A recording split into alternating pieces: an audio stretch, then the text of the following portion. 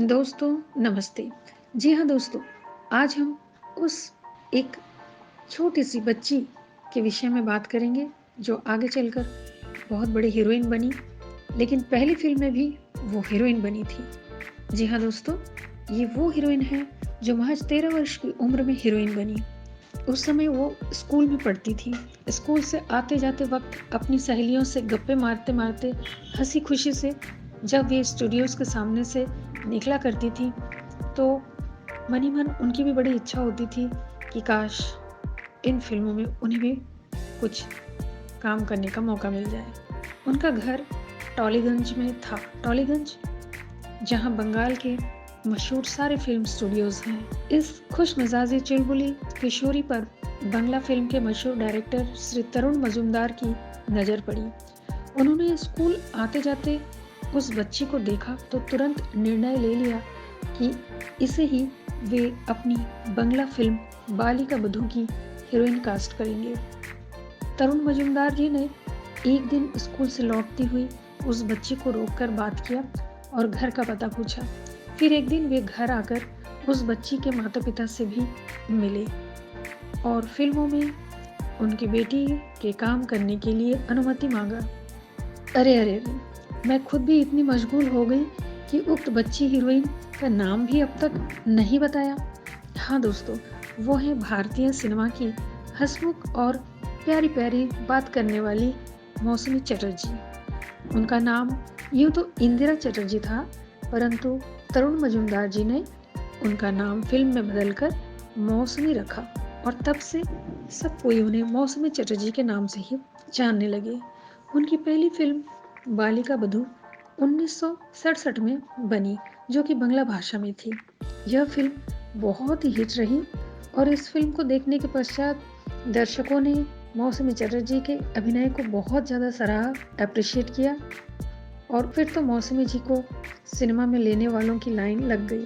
परंतु माता-पिता चाहते थे कि उनकी बेटी की पढ़ाई पहले पूरी हो जाए। इस छोटी-सी उम्र में वो काफ़ी सुप्रसिद्ध हो चुकी थी और इसके बाद उनके लिए अनेक रिश्ते भी आने लगे।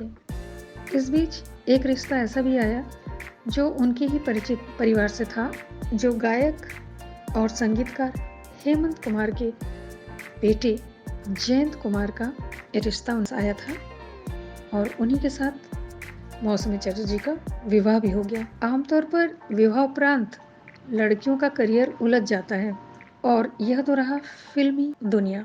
फ़िल्मी दुनिया में तो लड़कियों का, हीरोइनों का विवाह के पश्चात उतना अच्छा करियर बहुत कम ही बनते हुए देखा गया है। लेकिन मौसमी चटर्जी के पति जयंत कुमार जी और ससुर हेमंत कुमार जी तथा सास बेला मुखर्जी, ये सभी इतने अच्छे थे कि सभी ने मौसमी चटर्जी जी को प्रोत्साहित किया और उनके फ़िल्मी करियर में आगे बढ़ाने में बहुत मदद की। उस ज़माने में शायद ही ऐसा कहीं किसी और के साथ हुआ होगा, जहाँ ससुराल वाले बहू को फ़िल्मों में काम करने के लिए प्रोत्साहित करते रहे और वो भी बहुत सम्मान के साथ। मौसमी चटर्जी के लिए यह अत्यंत सौभाग्य की बात थी, क्योंकि 18 वर्ष की उम्र में उनको एक बेटी की माँ बनने का सौभाग्य प्राप्त हुआ था। परंतु उसके बाद भी उनका फ़िल्म सफ़र जारी रहा और उनकी सभी फ़िल्में क्रमशः हिट होती रहीं, क्योंकि विवाह और उसके पश्चात मातृत्व लाभ करने के बाद एक औरत की ज़िंदगी बहुत व्यस्त हो जाती है। बड़ी ज़िम्मेदारियाँ उनके ऊपर आ जाती हैं, जो कि मौसमी जी को भी इस छोटी-सी उम्र में निभानी पड़ी थी। लेकिन फिर भी उनके ससुराल वालों ने, उनके पति ने पूरा-पूरा उनका सहयोग दिया, जिसके फलस्वरूप वे क्रमशः अच्छी-अच्छी फ़िल्में साइन करती रहीं और सब में सफलता प्राप्त करती रहीं। यह हम सिने दर्शकों और मौसमी चटर्जी जी के प्रशंसकों के लिए अत्यंत हर्ष की बात रही कि भारतीय सिनेमा में एक पृथक ऐसी सफल हीरोइन जो स्वयं तो खूबसूरत रहीं, प्यारी-प्यारी रहीं और सबसे ज़्यादा उनकी जो स्वर की क्वालिटी है, उनकी जो आवाज़ है, वह बिल्कुल ही अलग और बहुत ही मीठा है, जो सुनने से ही बहुत आकर्षक लगता है। यूँ तो मौसमी चटर्जी दिखने में भी बहुत आकर्षक हैं और उनका स्वर भी बहुत ही प्यारा सा है।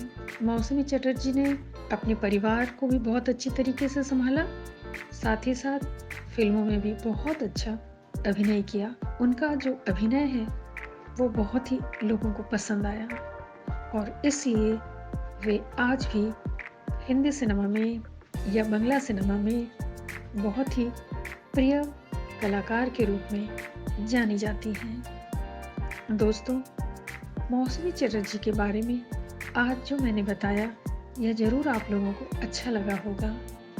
हमने क्या जाना कि किसी कलाकार को उसमें जो हुनर है, वो जो कुछ प्रतिभा अपने साथ लेकर आई हुई है, यदि उसे जौहरी की तरह तराशा जाए तो वह हीरा एक दिन चमक ही जाता है।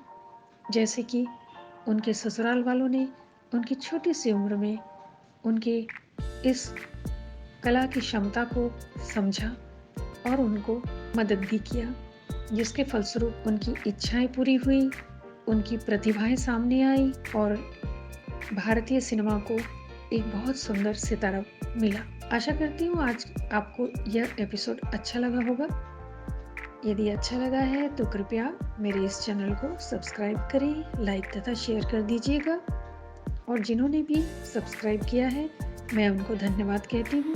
तो फिर मिलते हैं एक नए कलाकार की नई कहानी को लेकर, जिसमें कुछ सच्चाई होगी, कुछ प्यार होगा, कुछ दर्द होगा और कुछ रोमांच होगा। तब तक के लिए नमस्ते।